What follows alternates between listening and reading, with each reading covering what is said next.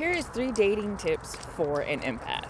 I've been told a few times that I am empathic. I don't quite usually like use that title for myself because some people think that an empath is just a person who's gone through trauma and has learned how to navigate through those traumas. Either way, I don't think it makes a difference. But I think sometimes when people hear someone say that they're empathic, they're kind of like, oh, blah, blah, blah, blah, blah, blah, blah. So I don't really call myself empathic. But there are other people who've called me empathic. So, 3 dating tips for an empath. Stop trying to save people. Tip 1. You're supposed to be dating. You're supposed to be being courted.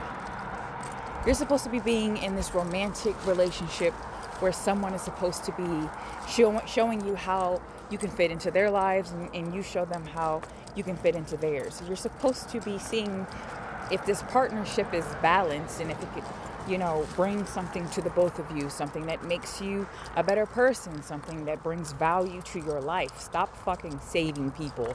Stop dating people because you think you can save them. And I know a lot of times, when we are, either you're stubborn as hell or you're on a healing journey. So you're like, you might look at it like I'm not trying to save anybody or it's not that deep. But the moment you get into this cycle with someone where you're mostly talking about the reasons why you two have become the empath and the black sheep, you're trying to save each other. Who fucking cares? And I'm not saying it doesn't matter. I'm saying it shouldn't matter in a relationship. I don't know if that makes sense. Like, for instance, if I want to save somebody, I'll become a psychologist. I'll become a teacher. I'll become a doctor.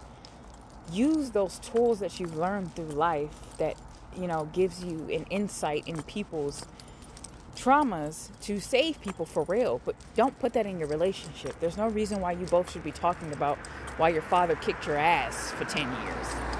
What does that got to do with romance? And then you end up with the wrong type of person, which most empaths do, because that person now is about to try to trauma bond with your ass. And now you're kind of feeling stuck. And you can't save that person because everybody has to make the decision to save themselves. Most of these people don't even think they need saving.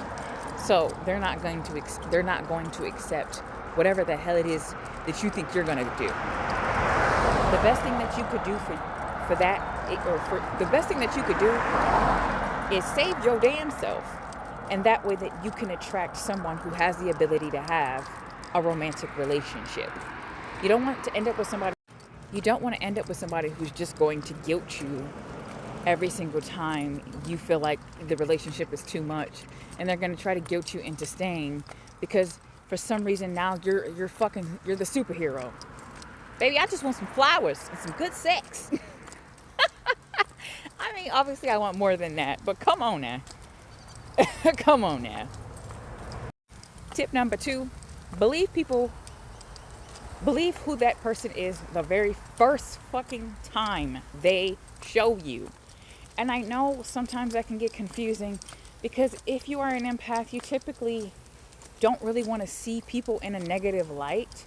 You want to give people chances. You want to give people breathing room to make mistakes and be humans.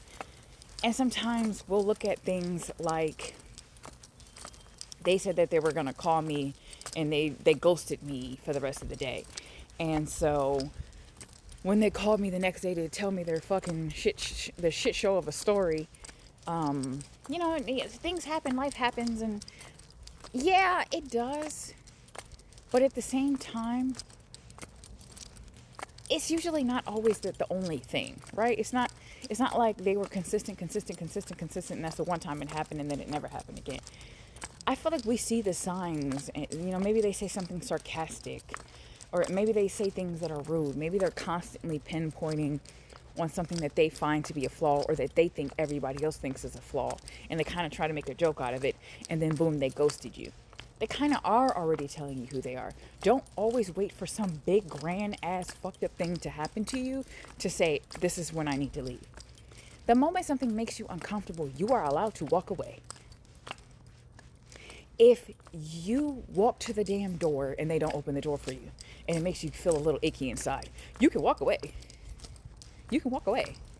The moment you say, hey, I really like flowers, and they're like, well, oh yeah, I didn't think you liked flowers. Did they ask you? No, they probably didn't ask you. So the moment you feel the ick, you can walk away. Tip number 3, guilt and shame have no room in your relationship. Okay? They have no room. Hear me out. As empaths, we tend to feel sorry for people or feel bad for people, and we tend to relate to their situations. So when certain situations happen, we tend to easily feel guilt and shame. When we choose ourselves, we feel guilty. When we elevate in some ways, if somebody doesn't look excited about it, we feel guilty. If somebody does something negative to us and we call them out on it and they have a negative reaction to it, we feel guilty. Cut that shit. Guilt and shame have no room in your relationships. Why the hell would I want to go to bed with somebody at night feeling guilt and shame because I wanted to bring up a topic, something important? How am I supposed to make love to my person with guilt and shame on my back? How the hell are we supposed to go here or go there and make decisions for our lives when if I don't do what you want me to do, I got guilt and shame on my back?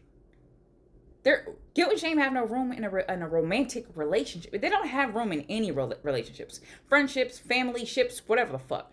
But they definitely do not have room in your romantic relationships. Okay? If you're in a relationship with someone and they're guilting, or you're dating someone and they guilt and shame you, oh hey, I can't go out on this date Friday because something came up. Can we push it to Saturday? Oh, well, no, because I just want to see you. Why are you guilting and shaming me because life came up? Life comes up. Imagine dealing with that your entire relationship if somebody is guilting and shaming you in the relationship. Oh, no, I don't want to do the dang thing because I don't feel good today. And maybe you genuinely don't. Let's say you genuinely don't. Maybe you just don't want to. Why should you feel the guilt and shame? So now I'm supposed to feel guilty and then do what? Do the do? Once you do something like that, you'll never come back from that. You'll never come back from that feeling of that too much on that burdeny feeling on your shoulders with that person, because now you know if you say no, they're going to guilt and shame you. The moment somebody guilt and shames you, you have every right to step away. And if that brings further guilt, look at that as further proof why you shouldn't even be in that situation. Listen, because somehow I feel like we forgot in this society that when you're in love, you should be fucking in a field of daisies and lilies. Why are we grumpy McBumpy? Why am I crying because I had to fucking rain check a date? And excuse me, because I'm finna cuss a little bit. Why the fuck are we crying because we have to put back date? Oh, sorry, I can't go on a date today. Nah. Why are we arguing big arguments and we've only known each other for 30 fucking days? Why are we not having deep conversations about whether or not we see ourselves in a long-term relationship when we're out on a date? Why are we staring at each other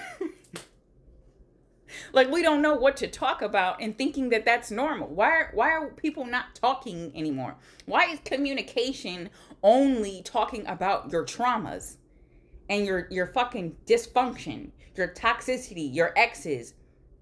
What happened to don't talk about exes on the date? Whatever happened to, and I'm not saying this to everybody because people are healthy out there, good for y'all, but I'm saying as empaths, it's like we keep attracting these certain type of people who is just negative Nancy's, fucking Grinches. And honestly, it's because we see that within them, this kind of downer, negative, grumpy, I don't really like people. Stop dating them, because people who don't like people aren't gonna like you. That one day that you piss them off, they're not gonna like you either. I'm not saying don't date introverts. I'm saying as an empath, don't date someone who's just feels like you're just there to heal them. I'm not a fucking healer. I'm not your goddamn healer. Stop being people's healers. Okay? If you feel shame and guilt at any point in that relationship, walk away. And you do not have to feel guilty about it. You do not have to be sad and down about it. Obviously, get out those emotions in a healthy way. But we got to stop thinking that we have to hang on to things because we feel sorry for people. There's no romantic relationships out there that are good and healthy where people feel pity for each other. If you have to feel sorry for somebody, that person most likely needs to go heal. If you're in a relationship, like let's say me, I'm dating and I'm kind of just fucking Debbie Downer. I don't need to be dating. I need therapy. The person you're dating is not your therapist. You as the empath, you're not a fucking therapist. If you want to help people, go be a therapist, but your romantic partner should not be treating you as a therapist. It's too much on your shoulders, and people wonder why people are losing their glows. You're losing yourself because you're too busy putting too much in that other person. As an empath, I feel like it's time that we start taking that healing part of us and put it into a career choice. But stop putting that on yourself in those relationships. Okay? So heal should definitely be the number one thing on that list of what empaths should do when they go dating. The number one thing you should honestly do is heal first. That way you can see the signs of why you keep picking up the same type of people. Because then as I'm dating, right, I've noticed though that because I could just look at like my last relationship as a negative thing. Like, oh, I keep attracting. But actually I'm really not looking at it like that. I'm really not. I'm looking at it like it seems to get easier and easier. I'll say that. It seems to get easier and easier to recognize when something isn't for me. And it's taking me a shorter and shorter amount of time to recognize it. I don't have to wait 8 years anymore, Jesus, to see that a relationship's not for me. Hell, I don't have to wait a year. And then now I can move on to something else. And then, okay, like I just had this guy, he was like, hopefully you don't see this. But I just had this guy, like, he was like, oh, hey, like, I want to do this, and that. Right, boom. Sign number one. Oh, that's love bombing. You're love bombing me. But then he's like, oh, well, can I get your number? And I was like, okay, right? I give him my number, and I text him like, oh, hey, this is Mickey. And he's like, no, I didn't say, hey, this is Mickey. I said, hey, what's up? And then he goes, hey, is this in some other woman's name? And I never answered.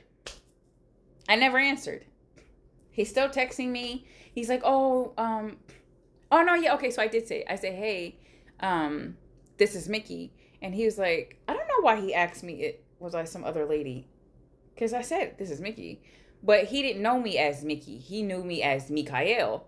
So he was like, hey, like, I don't know why the fuck he said that. But basically, he told on himself. He must have been handing out numbers and forgot who was who.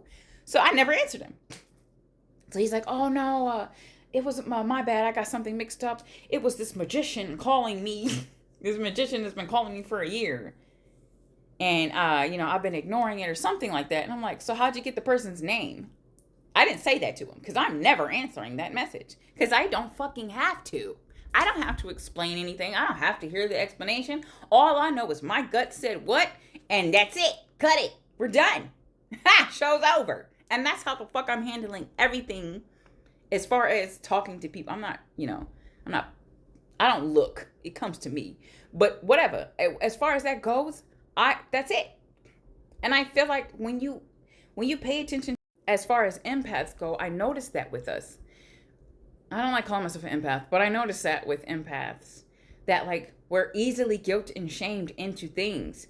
Sometimes I recognize in certain conversations that I've had with people, they're not even actually attracted to the person that they're talking to, but because that person talked such a good game and then has guilted them, and then they feel sorry for them because they have all these goddamn trauma stories. And now they're trauma bonding, and it's like, imagine having an actual love relationship with somebody that you're attracted to, and it's good sex, and it's y'all can eat and talk and stare into each other's eyes, and it doesn't have to be about gossiping and what this person did to you and what that person did. Imagine just having a regular fucking relationship, and a lot of us would never know what that feels like because we're too busy not paying attention to those signs in the first place. That person always tells you who they are the very fucking first time. Believe them. The moment your stomach says, huh?